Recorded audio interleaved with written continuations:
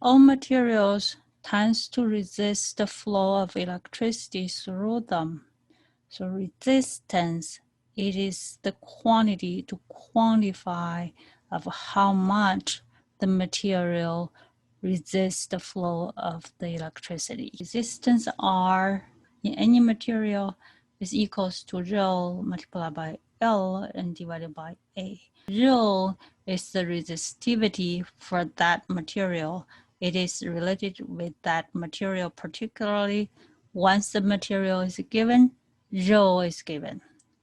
L is the length of the material, and A is the area of the cross section here. Let's talk about the unit. The unit of rho is ohm multiplied by meter. Length is meter.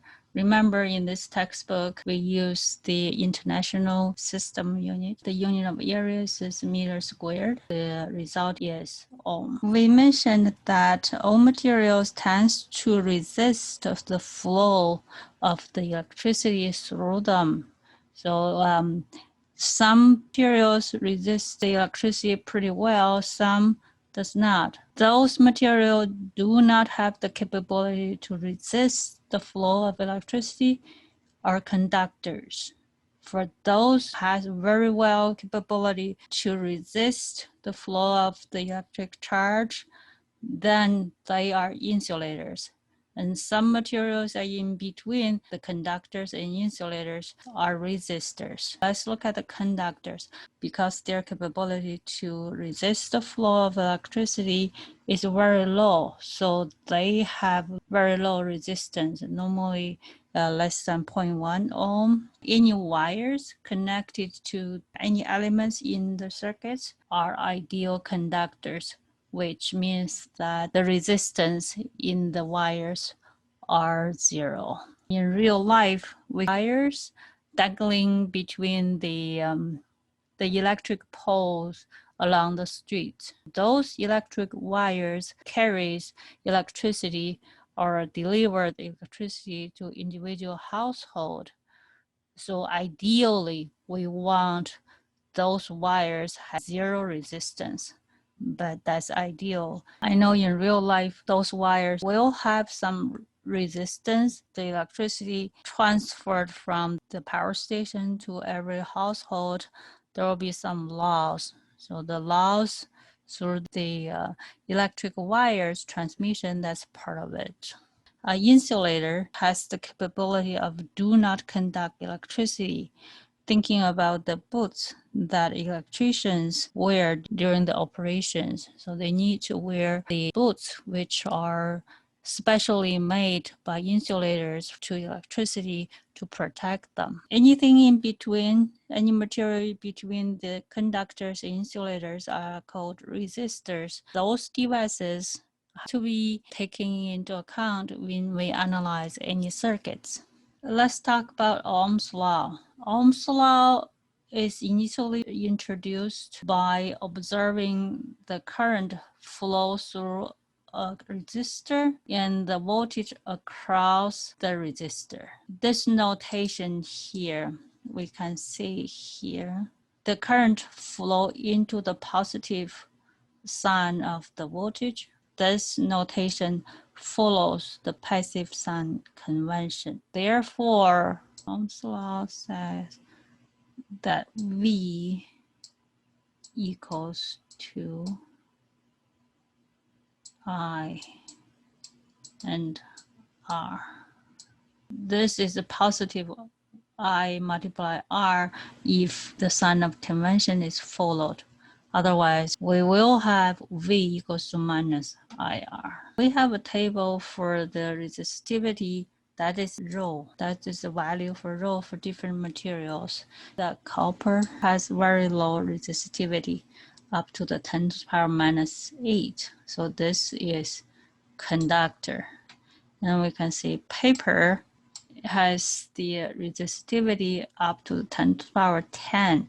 So it's an insulator. So paper does not conduct electricity. Here's a back note on how people discovered the Ohm's law. Basically, people observed the relationship of the voltage on this resistor and the current flow through the resistor.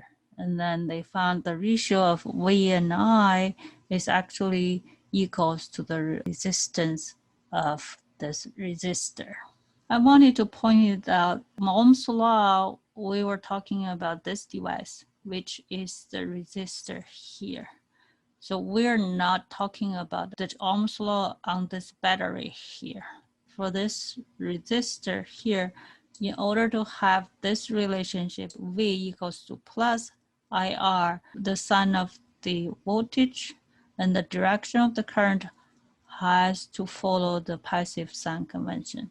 In this circuit analysis, we use two concepts very well. One is short circuits, another one is open circuits. Short circuits means that the resistance is equal to 0 here.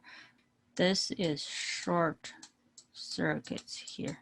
So there's a wire connect from here to here. And we said that in this course, the wires are considered as ideal with zero resistance. So this, since this is zero resistance, so this is a treatment of short circuits. Later on in our course, we will have short circuits operation. We also have open circuit operation later on. For short circuits, we need to connect this terminal here and here using a wire, using an ideal wire. But when we talk about wire, it's ideal in this course anyway. Open circuits means that this terminal here from here to here, we want them to be open, which means that the resistance between this terminal and this terminal are infinity.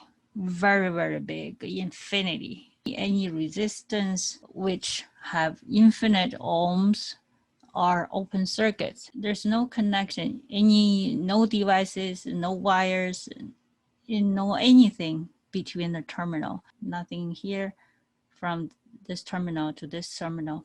We treat them as open circuit. What is the property of open circuits?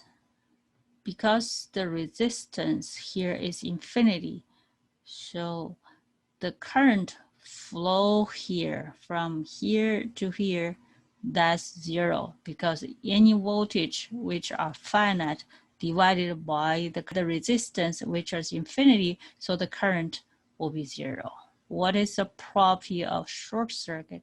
The short circuits here, the voltage between this point and this point, or this terminal to this terminal, are 0, because the resistance here is 0. So anything multiplied by 0, that's 0, that's the voltage. Right?